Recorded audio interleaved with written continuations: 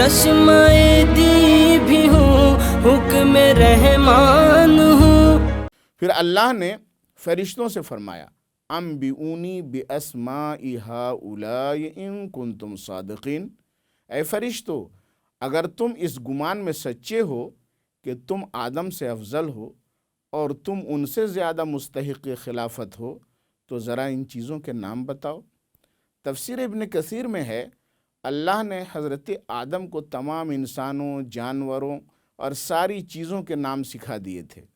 پھر ابن کثیر نے یہ لکھا ہے وَالصَّحِيحُ أَنَّهُ عَلَّمَهُ أَسْمَاءَ الْأَشْيَاءِ كُلِّهَا ذَوَاتَهَا وَأَفْعَالَهَا، صحیح یہ ہے کہ اللہ تبارک و تعالیٰ نے حضرت آدم کو تمام چیزوں کی حقیقت اور ان کے افعال و صفات کا بھی علم عطا فرما دیا تھا۔ جب اللہ تبارک و تعالیٰ نے فرشتوں سے فرمایا کہ تم ان چیزوں کے نام بتاؤ تو فرشتوں نے جو جواب دیا وہ آیت نمبر 32 میں بیان کیا گیا ہے۔ فرشتوں نے کہا سبحانک لا علم لنا الا ما علمتنا انک انت العلیم الحکیم، اے پروردگار تو ہر قسم کے عیب، ہر طرح کے اعتراض اور ہر شبہ سے پاک ہے، ہم اتنا ہی جانتے ہیں جتنا تو نے ہمیں علم عطا فرمایا ہے۔ تو ہی ہے کہ تیرا علم تمام چیزوں کو محیط ہے، تو ہی علیم ہے اور تیرا ہر کام حکمت پر مبنی ہے، تو حکمت والا ہے۔ جب فرشتوں نے چیزوں کے نام بتانے سے اللہ کے سامنے اپنی عاجزی کا اظہار کیا تو اللہ تبارک و تعالیٰ نے حضرت آدم علیہ السلام سے فرمایا قال یا آدم انبئہم باسمائہم، اے آدم تم فرشتوں کو تمام چیزوں کے نام بتا دو۔ حضرت آدم نے سب کے نام بتا دیے، فرشتوں کے بھی نام بتا دیے کہ یہ جبرائیل ہیں، وہ میکائیل ہیں، یہ اسرافیل ہیں، وہ عزرائیل ہیں۔ فلما انبأہم باسمائہم قال الم اقل لکم انی اعلم غیب السماوات والارض وَأَعْلَمُ مَا تُبْدُونَ وَمَا كُنْتُمْ تَكْتُمُونَ، جب حضرت آدم علیہ السلام نے تمام چیزوں کے نام بتا دیے تو اللہ تبارک و تعالیٰ نے فرشتوں سے فرمایا کیا میں نے تم سے نہیں کہا تھا کہ میں آسمانوں اور زمین کی تمام چھپی ہوئی چیزوں کو جانتا ہوں، اور جو بات تم ظاہر کرتے ہو کہ جس کو زمین میں خلیفہ بنایا جا رہا ہے وہ زمین میں فساد مچائے گا، میں تمہاری اس بات کو بھی جانتا ہوں، اور جو بات تم نے چھپا رکھی تھی کہ میں تم سے افضل کسی مخلوق کو پیدا نہیں کروں گا، وہ بات بھی میں جانتا ہوں۔ اللہ تبارک و تعالیٰ نے حضرت آدم علی نبینا و علیہ الصلاۃ والتسلیم کی خلافت و نیابت کے اعلان کے بعد فرشتوں سے فرمایا کہ آدم کو سجدہ کرو اور ان کی تعظیم بجا لاؤ۔ اس کا ذکر آیت نمبر 34 میں اس طرح آیا ہے وَإِذْ قُلْنَا لِلْمَلَائِكَةِ اسْجُدُوا لِآدَمَ فَسَجَدُوا إِلَّا إِبْلِيسَ أَبَى وَاسْتَكْبَرَ وَكَانَ مِنَ الْكَافِرِينَ، اور یاد کرو اس وقت کو جب کہ ہم نے فرشتوں سے کہا تھا کہ آدم کو سجدہ کرو، تو فرشتوں نے سجدہ کیا مگر ابلیس نے سجدہ نہیں کیا، اس نے سجدہ کرنے سے انکار کیا اور اپنے کو بڑا ظاہر کیا، اور ابلیس فرشتہ نہیں تھا بلکہ فرشتوں کی جماعت میں کافر جن تھا۔ محترم ناظرین، یہاں ایک لطیف نکتہ قابل توجہ ہے۔ جب حضرت آدم کو مسجود ملائکہ بنایا گیا تھا، فرشتے حضرت آدم کو قبلہ بنا کر تعظیم کے لیے انہیں سجدہ کر رہے تھے، اس وقت حضرت آدم کی ذریت ان کی پشت میں موجود تھی، تو اس وقت حضرت آدم کے ساتھ ان کی اولاد کو بھی فرشتوں کا قبلہ بننے کا شرف حاصل ہوا تھا۔ لیکن کتنا افسوس ہے کہ دنیا میں آ کر وہی آدمی کردار و عمل میں اتنا نیچے گر گیا ہے کہ ملائکہ کا قبلہ بننا تو دور کی بات ہے، انسان کے خانے سے خود کو نکال کر جانوروں اور چوپایوں کے زمرے میں داخل کر لیا ہے، بلکہ آدمی اتنا نیچے گر گیا ہے کہ اس کے کردار و عمل پر جانور بھی شرماتے ہوں گے۔ آدمی آدمی کے خون سے اپنی پیاس بجھا رہا ہے، انسان انسان کو تڑپا تڑپا کر مارتا ہے، اس ظلم پر درندے بھی روتے ہوں گے۔ انسانیت کو شرمسار کرنے والا کون ایسا عمل ہے جو آج کا انسان نہیں کر رہا ہے؟ رب کائنات نے ایسے نالائق انسانوں کے تعلق سے ارشاد فرمایا ہے، اولئک کالانعام بل ہم اضل اولئک هم الغافلون۔ وہ انسانوں کی شکل میں چوپایوں کی طرح ہیں، بلکہ ان سے بھی خراب ہیں۔ وہ اتنی غفلت میں پڑے ہوئے ہیں کہ اپنے خالق کے پسندیدہ بندے کیا بنیں گے اپنا انسان ہونا بھی بھول بیٹھے ہیں۔ لیکن اللہ کے وہ بندے جو ہر قدم پہ اللہ کو راضی کرنے کی فکر رکھتے ہیں، اس کی نافرمانی نہیں کرتے، فرشتے ان کا استقبال کرتے ہیں اور انہیں جنت کی خوشخبری سناتے ہیں۔ قرآن کا اعلان ہے، لا يحزنهم الفزع الأكبر وتتلقاهم الملائكة هذا يومكم الذي كنتم توعدون۔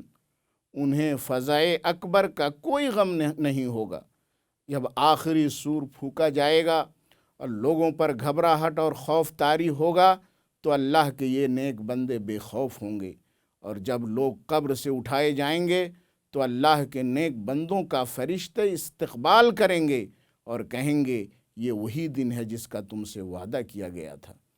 اللہ اپنے ایسے پسندیدہ بندوں کے بارے میں ایک مقام پہ یہ ارشاد فرماتا ہے، ان الذین قالوا ربنا اللہ ثم استقاموا تتنزل علیہم الملائکۃ الا تخافوا ولا تحزنوا وَأَبْشِرُوا بِالْجَنَّةِ الَّتِي كُنْتُمْ تُوعَدُونَ۔ بے شک جن لوگوں نے کہا ہمارا پالنہار اللہ ہے، پھر اس بات پر جمے رہے، ان کے پاس فرشتے اتر کر کہتے ہیں تم خوف مت کرو اور غم نہ کرو اور اس جنت کی خوشخبری قبول کرو جس کا تم سے وعدہ کیا گیا تھا۔ جب تمام فرشتوں نے حضرت آدم علیہ السلام کو سجدہ کیا اور ابلیس نے سجدہ نہیں کیا تو اللہ تعالیٰ نے ابلیس سے پوچھا، یا ابلیس ما منعک ان تسجد لما خلقت بیدی استکبرت ام کنت من العالین؟ اے ابلیس، جس کو میں نے اپنے دست قدرت سے پیدا کیا اس کو سجدہ کرنے سے تم کو کس چیز نے روکا؟ کیا تو نے اپنی بڑائی ظاہر کی یا تو اونچوں میں سے ہے؟ قال انا خیر منہ خلقتنی من نار وخلقتہ من طین۔ ابلیس نے کہا میں ان سے یعنی آدم سے بہتر ہوں۔ میرے بہتر ہونے کی دلیل یہ ہے کہ تو نے مجھے آگ سے پیدا کیا اور آدم کو مٹی سے بنایا۔ آگ کی فطرت اوپر اٹھنا اور مٹی کی فطرت نیچے آنا ہے۔ اوپر جانے والا نیچے آنے والے کے سامنے کیوں کر جھکے؟ ابلیس نے یہ دیکھا تھا کہ کس کے سامنے جھکنے کا حکم دیا جا رہا ہے، اس نے یہ نہیں دیکھا تھا کہ حکم کون دے رہا ہے۔ اگر وہ حکم دینے والے کو دیکھتا تو حضرت آدم علیہ السلام کے سامنے جھک جاتا، لیکن اس نے اللہ کے مقابلے میں اپنی بڑائی ظاہر کی تو اللہ تبارک و تعالیٰ نے اسے مردود بارگاہ کر دیا۔ قال فاخرج منها فإنك رجیم وَإِنَّ عَلَيْكَ لَعْنَتِي إِلَى يَوْمِ الدِّينِ۔ اللہ تبارک و تعالیٰ نے فرمایا نکل جا جنت سے، تو مردود ہے اور تجھ پر قیامت تک میری لعنت ہے۔ قال رب فأنظرنی إِلَى يَوْمِ يُبْعَثُونَ۔ ابلیس نے کہا اے میرے رب مجھے روز حشر تک کے لیے مہلت دے۔ قال فإنك من المنظرین إِلَى يَوْمِ الْوَقْتِ الْمَعْلُومِ۔ اللہ تبارک و تعالیٰ نے فرمایا تجھے وقت معلوم یعنی قیامت تک کے لیے مہلت دی جاتی ہے۔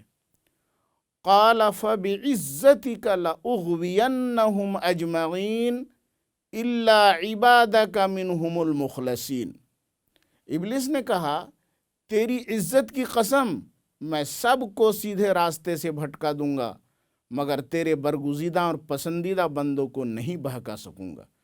جب سے ابلیس کو جنت سے دھتکار کر باہر نکالا گیا ہے تب سے مسلسل رات دن انسانوں کو سیدھے راستے سے دور کرنے کی کوشش میں لگا ہوا ہے، لیکن اللہ تبارک و تعالیٰ کے محبوب اور پسندیدہ بندوں پر شیطان کا زور نہیں چلتا۔ جب بھی شیطان اللہ کے محبوب بندوں کو بہکانے کی کوشش کرتا ہے تو اللہ تبارک و تعالیٰ اپنے خاص فضل و کرم سے انہیں شیطان کے مکر و فریب سے بچا لیتا ہے۔ سیدنا غوث اعظم شیخ عبد القادر جیلانی قدس سرہ کا مشہور واقعہ ہے۔ سیدنا غوث اعظم صحرا میں عبادت الہی میں مشغول تھے۔ اچانک آسمان میں ایک روشنی نمودار ہوئی اور ایک آواز آئی، اے عبد القادر، تیری عبادت و ریاضت اور میری راہ میں تیری مشقت کو دیکھ کر مجھے تیرے اوپر بہت رحم آیا۔ عبد القادر، جاؤ، میں نے تمہیں منزل مقصود تک پہنچا دیا اور تیرے اوپر سے تمام فرائض کو اٹھا لیا، اب تجھے عبادت میں مصروف رہنے کی ضرورت نہیں ہے۔ یہ آواز سنتے ہی سیدنا غوث اعظم رضی اللہ تعالیٰ عنہ نے آسمان کی طرف سر اٹھایا اور استغفر اللہ اور اعوذ باللہ من الشیطان الرجیم پڑھنے کے بعد بلند آواز سے فرمایا، اے شیطان، تو مجھے دھوکہ دینا چاہتا ہے؟ تجھے نہیں معلوم کہ انبیاء کرام کے ذمے سے بھی فرائض نہیں اٹھائے گئے؟ اللہ کے سب سے پیارے رسول سید الانبیاء والمرسلین صلی اللہ تعالیٰ علیہ وسلم پر بھی عبادت فرض تھی۔ عبد القادر تو اس رسول کے غلاموں کا غلام ہے، بھلا اس سے فرائض کیوں کر ساقط ہو سکتے ہیں؟ اچانک وہ روشنی غائب ہوتی ہے اور پھر ایک روشنی اور ظاہر ہوتی ہے اور اس سے آواز آتی ہے، اے عبد القادر، تم کو تمہارے علم نے بچا لیا، اگر تمہارے پاس علم نہ ہوتا تو میرے مکر سے نہ بچتا۔ شیطان کا یہ دوسرا باریک داؤں تھا۔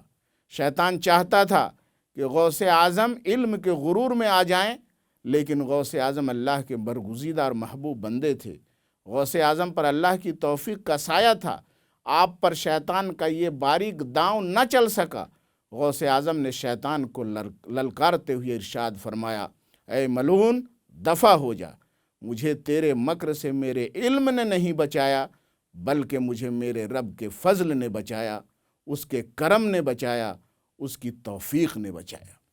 اللہ تبارک و تعالی ہم سب کو ابلیس لعین کے ہر شر سے محفوظ رکھے، آمین یا رب العالمین۔ چشمہ دی بھی ہوں، حکم رحمان